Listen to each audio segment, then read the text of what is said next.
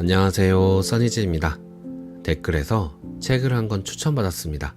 위대한 선물이라는 제목인데요. 이 책의 저자이기도 한 18세기 스웨덴의 신학자이자 과학자인 에마누엘 스베덴보리는 놀랍게도 생애의 약 30년을 지상과 영계를 마음대로 왕래하며 살았다고 합니다. 그리고 그 체험을 과학적으로 분석하여 세상에 알렸다고 하는데요. 저는 처음 듣는 이야기이자 저자 이름도 처음 알았습니다. 순전히 호기심으로 책을 펼쳤죠. 그는 이렇게 말합니다. 신이 나에게 사후의 세계, 영계의 자유자재로 왕래하게 하신 것은 역사의 어떤 기적보다 큰 전무후무한 기적이었다. 이와 같은 기적은 인류 창조 이래 그 어떠한 사람에게도 주어진 적이 없다. 태고적 사람들이 하늘의 천사들과 대화한 예는 있으나 나와 같이 지상에 살면서 그 영적인 세계를 드나든 적은 없었다. 그런데 나는 지상에서 보고 듣고 만지듯이 영계에 들어가 그 세계를 자유자재로 보고 듣고 만지면서 영인들과 대화할 수 있었다. 이 기적을 통해 나는 1000개의 놀라운 사실들을 모두 체험할 수 있었다. 이 기적으로 나는 지상과 천상에 동시에 살았으며 영적 세계의 모든 진리를 파악했다. 나는 신이 나에게 주신 사명이 무엇인지를 알았다. 내 사명은 지상인들에게 사후의 세계가 분명히 있음을 알리고 그들이 몰라서 지옥에 떨어지는 일이 없이 모두 천국으로 들어오도록 하는 것이다. 그의 말은 사실일까요? 그저 허무맹랑한 환상이거나 지어낸 이야기일까요? 스베덴보리는 당시 아이작 뉴턴과 같은 최고 과학자 반열에 오른 사람이었습니다. 그는 우주의 모든 창조가 우연이 아니며 반드시 우주가 있기 전에 제1원인이 있지 않으면 안 된다고 믿었습니다.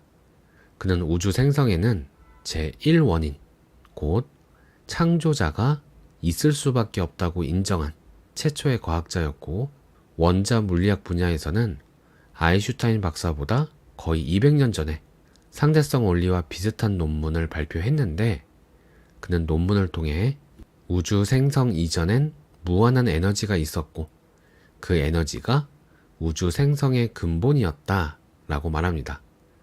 그런데 1745년 스베덴보리가 57세 되던 해 그의 생애에 불가사의한 운명의 대전환이 일어났습니다. 그는 심취해 있던 과학 연구에서 한순간 손을 떼고는 신비세계인 영계를 탐구하는 대영능자로 변신한 겁니다. 그의 1745년부터 세상을 하직하는 날까지 사후세계를 마음대로 왕래했다고 합니다. 그 시작은 이렇습니다.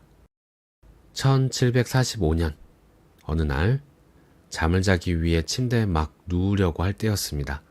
방 안으로 갑자기 환한 빛이 비쳐 대낮같이 밝아지더니 신비한 인물이 나타나 침대 옆으로 다가왔습니다.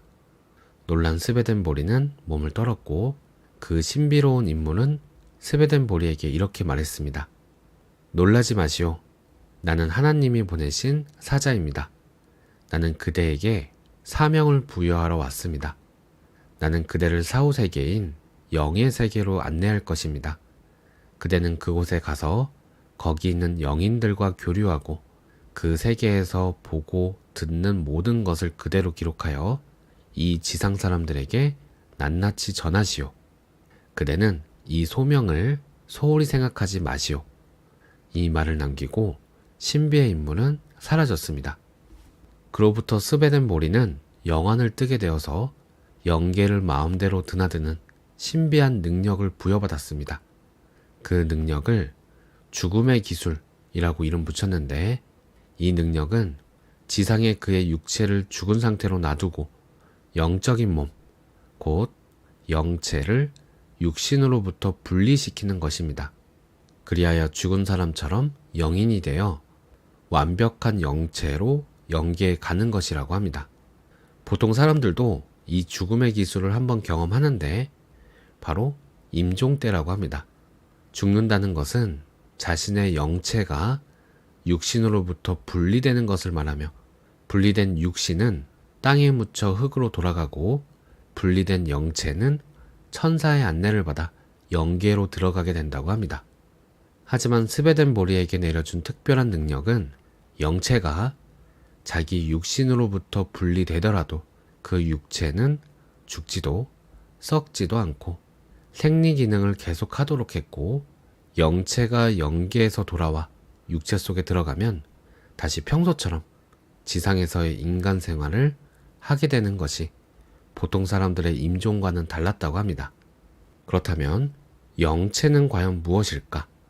우리가 나라고 하는 것은 사실은 영체를 말하는 것이라고 합니다. 육신에는 생명이 없고 육신은 영체의 그릇이고 도구일 뿐이라고 합니다. 다음은 책 내용 중 일부 내용입니다. 과연 영체는 어떻게 생겼을까? 옷을 벗어 알몸이 되었다고 자신의 모습과 오감과 사고와 의식의 변화가 있는가? 옷을 입었을 때나 벗었을 때나 나는 똑같은 사람인 것이다. 이 생각을 발전시켜서 내가 입고 있는 옷이 육체라고 생각해보자. 육체는 자기 영체의 옷이다. 그 옷을 벗었다고 내가 달라질까? 영체야말로 바로 자신이며 옷을 벗어도 완전한 인간이다. 다만 자연계에서 영계로 거처를 옮겨 사는 것뿐이다. 영체가 육체를 떠나면 세상에서는 죽었다고 하지만 사실은 죽은 것도 아니요, 달라진 것도 아니다. 그 얼굴, 그 오관, 눈, 귀, 코, 입, 그리고 감각, 뛰는 심장, 호흡하는 폐, 움직이는 손과 발, 전부 그대로이다. 더 중요한 것은 기억력, 감정, 사고력, 의식, 의지조차도 하나도 변함이 없다는 것이다. 다만 육신을 입고 있을 때는 육신이 물질이기 때문에 영체에 부담이 된다. 물질이 아니라 영적 재료로 만들어진 영체는 육신보다 더 완벽하다. 육체를 벗음으로써 두뇌는 수십 배 더 명석해지고 오관은 육신으로 있을 때보다 훨씬 더 정확하고 예민해진다. 그리고 육신이 없는 영체는 영적 능력을 행사한다. 영체는 시간과 공간을 느끼지 않는다. 영체의 이동 속도는 빛의 속도보다 빠른 생각의 속도이다. 그래서 수천억 마일리 멀리 있는 영계도 생각의 속도로 이동하고 왕래한다. 영인들의 대화는 생각의 대화이다. 상대방이 무엇을 생각하면 서로 그 생각을 읽는다. 이것을 상념의 대화 또는 텔레파시라고 한다. 스베덴 보리는 맨 처음 영계로 들어갈 때의 경험을 다음과 같이 말했다. 나는 내 육신으로부터 내 의지를 가지고 이탈했다. 그 순간 내 영체는 내 육신이 누워있는 침대 위 천장에서 육신을 내려다보고 있었다. 그때 내 육신은 죽은 사람과도 같았다. 그리고 내 영체는 지붕을 뚫고 하늘 위로 솟아올랐다. 모든 물질적 사물, 예를 들면 문이나 벽, 천장, 지붕 등 설사 그것이 돌이나 강철이라 할지라도 내 영체는 자유자재로 그 사물을 통과해 갔다. 아무것도 파괴하지 않고 지붕 위 20에서 30m 상공에서 내 육체를 내려다보니 내 목이 침대의 머리 쪽에 너무 닿아 있어서 목이 구부러져 있었다. 저렇게 누워있다가는 내가 돌아올 때까지 목이 졸려 질식할 수도 있겠는걸? 하고 생각하는 순간 내 육신은 침대 위에 바로 뉘어졌다. 이것은 내 육신의 의지로 된 것이 아니라 내 영체의 의지로 육신을 움직인 것이었다. 영안이 되면 생각은 곧 힘이었다. 그 다음 내 영체는 천국에서 온 안내 영인을 따라 영계에 원하는 곳으로 비상했다. 나는 순간적으로 가고 싶은 곳에 가 있었다. 내가 마음속으로 생각하면 벌써 나는 그곳에 가 있는 것이었다. 나는 천국뿐만 아니라 지옥에도 많이 드나들었다.